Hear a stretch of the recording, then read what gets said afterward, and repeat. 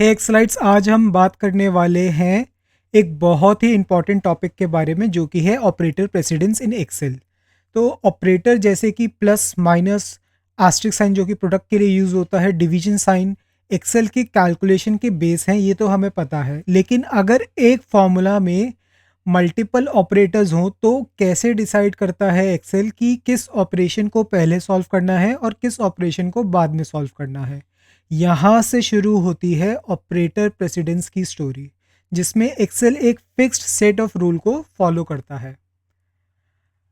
अगर आपको ये रूल्स समझ में आ गए तो आप नॉट ओनली अपने फॉर्मूलाज को एरर फ्री बना सकते हैं बल्कि कॉम्प्लेक्स कैलकुलेशन को भी इजीली मैनेज कर पाओगे। तो चलिए इसे थोड़ा डिटेल में समझते हैं। सबसे पहले हम समझते हैं व्हाट इज़ ऑपरेटर प्रेसिडेंस, यानी कि ऑपरेटर प्रेसिडेंस की डेफिनेशन क्या है। ऑपरेटर प्रेसिडेंस का मतलब है वो ऑर्डर या फिर सीक्वेंस जो एक्सेल फॉलो करता है एक फॉर्मूला के अंदर कैलकुलेशन या फिर एक्सप्रेशन को सॉल्व करते वक्त। चलिए अब एक ऑपरेटर प्रेसिडेंस का छोटा सा एग्जांपल देखते हैं। जब हम एक कॉम्प्लेक्स फॉर्मूला लिखते हैं या कोई भी कॉम्प्लेक्स एक्सप्रेशन लिखते हैं एक्सेल के अंदर, जैसे कि equal to A1 plus B1 multiplied by C1 to the power 2 divided by D1 minus E1। तो एक्सेल सबसे पहले कैसे डिसाइड करता है कि कौन से ऑपरेटर को पहले सॉल्व करना है एक्सप्रेशन के अंदर। तो ये जो डिसीजन है ये रूल्स के बेसिस पे होता है जो कि फिक्स्ड होते हैं। इस सीक्वेंस को समझना इसलिए ज़रूरी है क्योंकि अगर गलत ऑर्डर फॉलो किया तो रिजल्ट भी गलत हो जाएगा आपका। सो एक्सेल में हम बॉडमास रूल को फॉलो करते हैं जो हर ऑपरेटर की प्रायोरिटी लेवल को पहले से ही डिफाइन करके रखता है।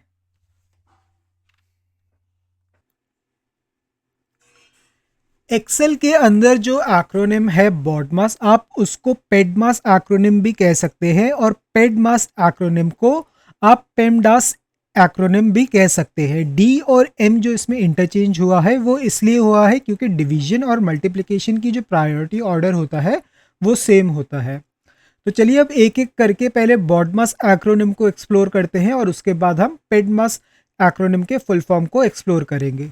बॉडमास में जो बी है उसका मतलब होता है ब्रैकेट्स, ओ का मतलब होता है ऑर्डर, डी का मतलब होता है डिवीजन, एम का मतलब होता है मल्टीप्लिकेशन, ए का मतलब होता है एडिशन और एस का मतलब होता है सब्ट्रैक्शन। अब अगर हम बात करें पेडमास एक्रोनिम की, तो पेडमास में जो पी है वो होता है पेरेंथेसिस, ई का मतलब होता है एक्सपोनेंट्स, डी का मतलब होता है डिवीजन, एम का मतलब होता है मल्टीप्लिकेशन, ए का मतलब होता है एडिशन और एस का मतलब होता है सब्ट्रैक्शन। तो अब अगर हम इनके प्रायोरिटी ऑर्डर की बात करें तो सबसे पहले आते हैं ब्रैकेट या फिर पेरेंथेसिस, उसके बाद आता है दूसरे नंबर पे एक्सपोनेंट्स या फिर ऑर्डर्स, तीसरे नंबर पे आता है डिवीजन और मल्टीप्लिकेशन, क्योंकि दोनों के प्रायोरिटी ऑर्डर सेम है तो वो तीसरे नंबर पे आएंगे, और चौथे नंबर पे आता है एडिशन और सब्ट्रैक्शन। यहाँ पे ध्यान रखने वाली बात यह है कि एडिशन और सब्ट्रैक्शन का जो प्रायोरिटी ऑर्डर है वो भी सेम होता है जैसे डिवीजन और मल्टीप्लिकेशन का है। डिवीजन और मल्टीप्लिकेशन का प्रायोरिटी ऑर्डर 3 है और एडिशन और सब्ट्रैक्शन का प्रायोरिटी ऑर्डर 4 है। स्टार्ट करते हैं और इन ऑपरेटर्स को इनके प्रायोरिटी ऑर्डर के अकॉर्डिंग एक्सप्लोर करते हैं। एक्सेल में जब भी कोई फॉर्मूला या फिर एक्सप्रेशन को सॉल्व किया जाता है वो हमेशा बॉडमास या पेडमास के रूल्स को फॉलो करते हुए ही किया जाता है। तो सबसे पहला ऑपरेटर जो है वो है पेरेंथेसिस या फिर ब्रैकेट्स। पेरेंथेसिस या फिर ब्रैकेट के अंदर जो ऑपरेशन है उन्हें सबसे पहले सॉल्व किया जाता है। एग्जाम्पल के तौर पे मान लीजिए अगर मैं लिखता हूँ equal to bracket open A1 plus B1 bracket close multiplied by bracket open C1 minus D1 and bracket close. तो सबसे पहले एक्सेल A1 प्लस B1 को सॉल्व करेगा, उसके बाद वो सॉल्व करेगा C1 माइनस D1 को और लास्ट में उनके रिजल्ट को मल्टीप्लाई करेगा। तो सबसे पहले जो वैल्यूज़ या फिर जो एक्सप्रेशन हमारे ब्रैकेट्स के अंदर थे उसको सॉल्व किया गया, उसके बाद जो नेक्स्ट प्रायोरिटी है यानी कि मल्टीप्लिकेशन उसको सॉल्व किया गया। दूसरे नंबर पे बारी आती है एक्सपोनेंट या फिर ऑर्डर ऑपरेटर की। एक्सपोनेंशिएशन या पावर कैलकुलेशन को पेरेंथेसिस के बाद सॉल्व किया जाता है, यानी सेकंड ऑर्डर पे किया सॉल्व किया जाता है।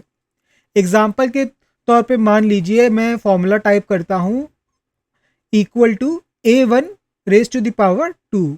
इस फॉर्मूला में A1 raise to the power 2 सबसे पहले कैलकुलेट होगा, फिर कोई भी और ऑपरेटर अप्लाई होगा। यहाँ पे ये सबसे पहले इसलिए सॉल्व किया जा रहा है क्योंकि यहाँ पे इससे पहले कोई भी एक्सप्रेशन ऐसा नहीं है जो ब्रैकेट के अंदर है। अगर इससे पहले कोई ऐसा एक्सप्रेशन होता यानी कि A1 प्लस B1 और वो दोबारा ब्रैकेट में होते तो ब्रैकेट वाले को पहले सॉल्व करते और एक्सपोनेंट वाले को सेकंड नंबर पे सॉल्व करते। लेकिन इस केस में यहाँ पे इसको सबसे पहले सॉल्व किया गया है क्योंकि इससे पहले ब्रैकेट में कोई भी एक्सप्रेशन नहीं है। तो एक्सपोनेंट या फिर ऑर्डर्स की जो प्रायोरिटी ऑर्डर होती है वो होती है सेकंड। फिर तीसरे नंबर पे आता है डिवीजन और मल्टीप्लिकेशन। इनका प्रायोरिटी लेवल सेम होता है यानी कि 3 इनका रहता है प्रायोरिटी लेवल और ये लेफ़्ट टू राइट ऑर्डर में सॉल्व होते हैं। यहाँ पे इस बात का ज़रूर ध्यान रखिएगा, ये हमेशा लेफ़्ट टू राइट ऑर्डर में सॉल्व होते हैं। एग्जाम्पल के तौर पे A1 multiplied by B1 divided by C1। तो एक्सेल सबसे पहले A1 मल्टीप्लाइड बाय B1 को सॉल्व करेगा, उसके बाद इनके रिजल्ट को C1 से डिवाइड करेगा। तो यहाँ पे ये लेफ्ट टू राइट सॉल्व हो रहे हैं।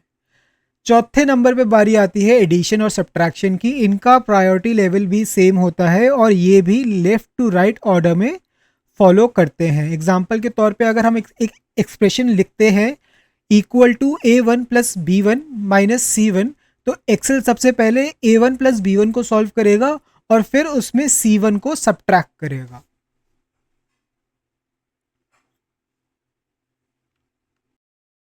अब इंपॉर्टेंस ऑफ ऑपरेटर प्रेसिडेंस को एक्सप्लोर करते हैं। ऑपरेटर प्रेसिडेंस समझना हमारे लिए काफ़ी ज़रूरी है क्योंकि इसका जो सबसे पहला रीज़न है वो है एरर्स को अवॉइड करने के लिए। अगर आप ऑर्डर गलत एज्यूम करते हैं तो रिजल्ट जो होगा वो अनएक्सपेक्टेड होगा। एग्जाम्पल के तौर पे अगर आप मान लीजिए एक इक्वेशन टाइप करते हैं equal to A1 plus B1 multiplied by C1 और आप एक्सपेक्ट करें कि इसका रिजल्ट हो सबसे पहले A1 प्लस B1 और उसके जो वैल्यू आती है यानी कि A1 और B1 को प्लस करके जो वैल्यू आती है वो मल्टीप्लाई हो C1 से, तो ये चीज़ नहीं होगी। इसमें सबसे पहले B1 को C1 से मल्टीप्लाई किया जाएगा और उस नंबर को फिर A1 के अंदर ऐड किया जाएगा। और अगर आप चाहते हैं कि A1 और B1 पहले ऐड हो तो आपको A1 और B1 को ब्रैकेट के अंदर इनक्लोज करना होगा, उसके बाद मल्टीप्लिकेशन का साइन लगाना होगा और फिर C1 टाइप करना होगा, तब जाके A1 और B1 पहले ऐड होंगे और उसके बाद C1 से मल्टीप्लाई होंगे क्योंकि ब्रैकेट या फिर पेरेंथेसिस की जो ऑर्डर प्रायोरिटी होती है वो सबसे पहले होती है। इसकी दूसरी इंपॉर्टेंस है कॉम्प्लेक्स फॉर्मूला को इजी बनाने के लिए। एडवांस कैलकुलेशंस करनी हो या फिर एडवांस एक्सप्रेशंस को टाइप करना हो तो ऑपरेटर प्रेसिडेंस रूल्स की नॉलेज होना मस्ट है। लास्ट में एफिशिएंसी को बढ़ाने के लिए क्लियर प्रेसिडेंस अंडरस्टैंडिंग से डीबगिंग और एरर को रिड्यूस करना आसान हो जाता है।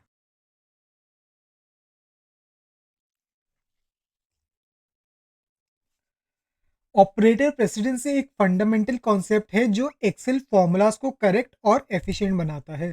जब आपको पेडमास और बॉडमास का रूल अच्छे से समझ आ जाता है तो आप कॉन्फिडेंटली एक्सेल में चाहे जितना कॉम्प्लेक्स फॉर्मूला बनाने की कैपेबिलिटी डेवलप कर लेते हो। अब हम अपनी एक्सेल फाइल की तरफ वापस बढ़ते हैं और ऑपरेटर प्रेसिडेंस को कुछ प्रैक्टिकल एग्जांपल की मदद से और भी बेहतर तरीके से समझते हैं। अभी तक हमने देखा कि operator precedence defines the sequence in which Excel evaluates and calculate mathematical expressions, यानी कि ऑपरेटर प्रेसिडेंस उस सीक्वेंस को डिफाइन करता है जिस सीक्वेंस की मदद से एक्सेल आपके द्वारा दी गई मैथमेटिकल कैलकुलेशंस और एक्सप्रेशंस को एवेल्युएट करता है।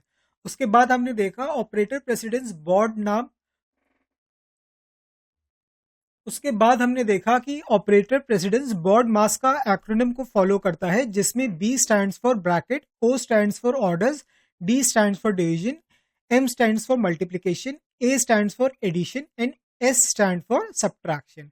इसके अलावा हमने जाना कि बोर्ड मास को आप पेड मास भी कह सकते हैं जो कि एक और एक्रोनिम है और इसमें P stands for parenthesis, E stands for exponents, D stands for division, M stands for multiplication, A stands for addition and S stands for subtraction. अब यहाँ पे हमारे पास यहाँ पे तीन एग्जाम्पल्स हैं जिन एग्जाम्पल्स की मदद से हम ऑपरेटर प्रेसिडेंस को और भी बेहतर तरीके से समझ पाएंगे. तो यहाँ पे एग्जाम्पल 1 पे हमारे पास एक इक्वेशन है या फिर इसको आप एक्सप्रेशन भी कह सकते हो, जिसमें लिखा है हमने 5 + 3 multiplied by 2 minus 6 divided by 2. तो सबसे पहले इसमें मल्टीप्लिकेशन और डिवीजन को वैल्यूएट करेंगे फ्रॉम लेफ्ट टू राइट. हमेशा आप याद रखिए ऑपरेटर प्रेसिडेंस बॉडमास का रूल तो फॉलो करता है, लेकिन कई बार जैसे मैंने आपको बताया डिवीजन और मल्टीप्लिकेशन की जो प्रायोरिटी ऑर्डर है वो सेम होती है और इसी के साथ एडिशन और सब्ट्रैक्शन की भी प्रायोरिटी ऑर्डर सेम होती है. तो एक्सेल डिसाइड कैसे करता है कि हम पहले मल्टीप्लाई करें कि डिवाइड करें?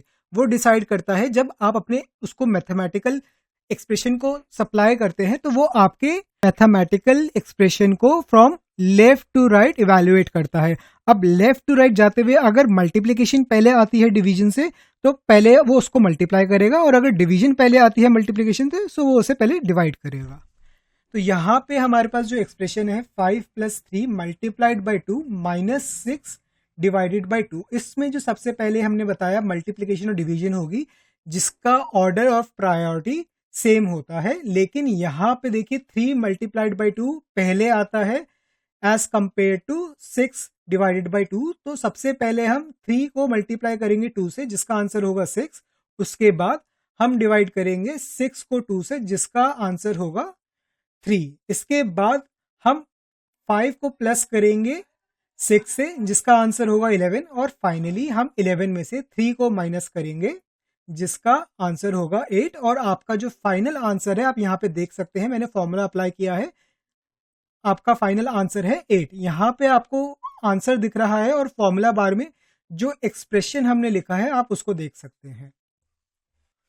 चलिए अब हम अपने एग्जाम्पल नंबर 2 की तरफ बढ़ते हैं. एग्जाम्पल नंबर 2 में जो इक्वेशन है वो एग्जैक्टली एग्जाम्पल नंबर 1 की तरह है, लेकिन उसमें सिर्फ एक छोटा सा डिफरेंस है कि जो आपका 5 + 3 एक्सप्रेशन है उसको हमने ब्रैकेट में इंक्लोज करा है जो कि पूरे रिजल्ट को ही चेंज कर देगी. तो यहाँ पे भी हम बॉडमास का रूल फॉलो करेंगे और इस इक्वेशन या फिर इस एक्सप्रेशन को from left to right solve करेंगे. तो इस केस में सबसे पहले हम 5 + 3 करेंगे और उसको मल्टीप्लाई करेंगे 2 से, यानी कि 5 + 3 दैट इज 8.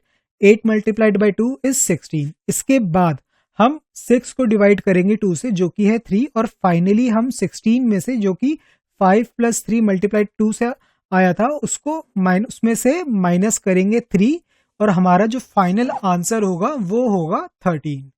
तो खाली ब्रैकेट लगाने से आप देख सकते हैं रिजल्ट में कितना अंतर आ रहा है. इसलिए बॉडमास और इसके रूल को समझना काफी इंपॉर्टेंट है.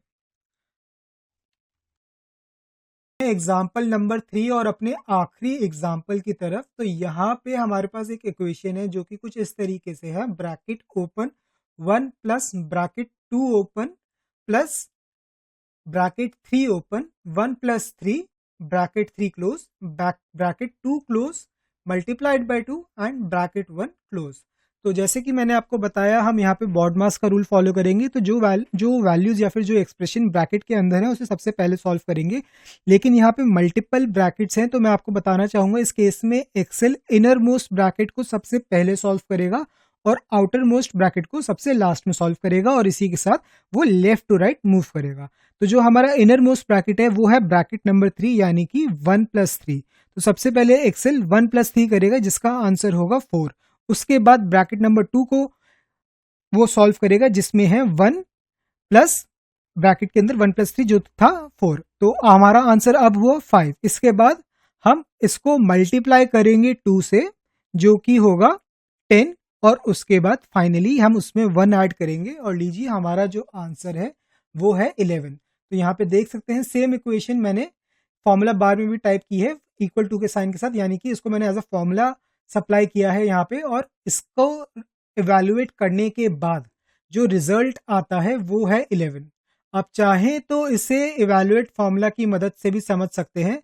तो जैसे ही मैंने इवैल्यूएट फॉर्मूला की स्क्रीन ओपन करी है मैं थोड़ा इसको जूम इन करके आपको दिखाता हूं.